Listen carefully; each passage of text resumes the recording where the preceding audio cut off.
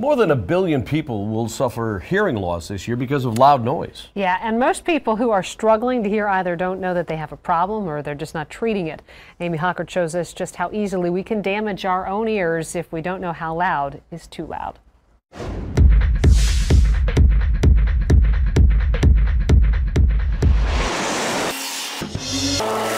You probably don't even notice it, but every day, the world is screaming at you. It's a noisy world out there. Kim Fishman does notice it every day. Looks really good.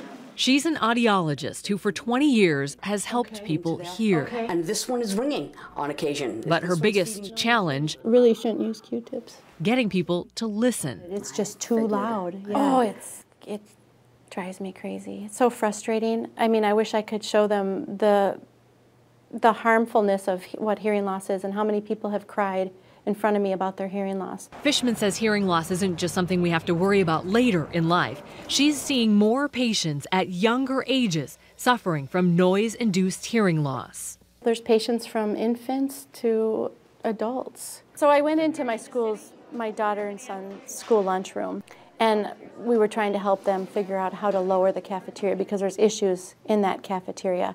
And we measured it at 100, sometimes peaking up at 105. Those numbers refer to decibels, or the way we measure sound, like how I'm measuring sound right now with this decibel reader app. So if you only remember one number from this story, remember the number 85. Hearing protection is recommended for any noise over 85 decibels. So what does 85 sound like? The answer may surprise you. A vacuum is right around 85 decibels. An average conversation is between 60 and 70 decibels. Normal street noise or traffic runs about the same. A hairdryer, though, will push 90 decibels. Listen to live music? Your ears are probably wincing, taking in decibels at 120 or more. And hunters, listen up. Gunshots ring out at a minimum of 110 decibels.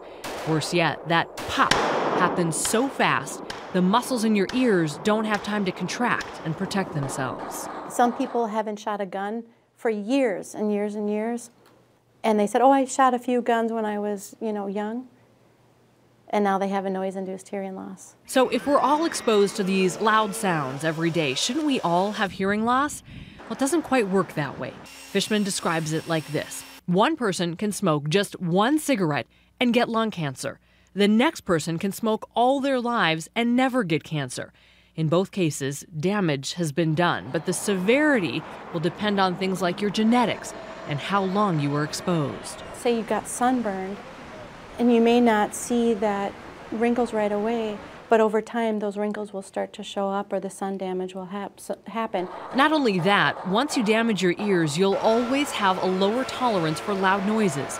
And then, if you don't start protecting your ears, you'll be on a slippery slope of hearing loss for the rest of your life.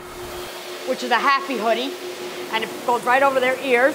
51-year-old Lisa Rojas makes hearing protection a priority at her pet grooming business. Long before she was peacefully primping pooches, Lisa was an audio mixer for rock bands. I would be at the point where I would say to you or anybody, I can't hear, so unless I'm looking at your face, I don't know what you're saying unless I'm reading your lips. You are being such a good girl. After 30-some years of struggling to hear, Lisa decided to get hearing aids a few years ago. One of her customers noticed Lisa never responded to questions. Most people would have assumed Lisa was rude, but that particular customer was an audiologist and knew better. Tell me what difficulties you're having. One of them is this ear tends to make me feel like I'm underwater. And that decision to get help, to listen, rocked Lisa's world. Everything. I mean, I heard leaves rustling across the street, and I hadn't heard that. And the birds.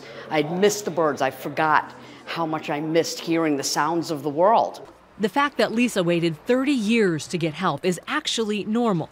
Audiologists say only 16% of people between the ages of 29 and 70 are treating their hearing loss. That means millions of us are walking around either not knowing or choosing not to listen. I think too many people take their hearing for granted, and they don't even realize how important hearing is. If you don't have hearing, you can't stay connected to the world around you. Amy Hocker, Fox 9.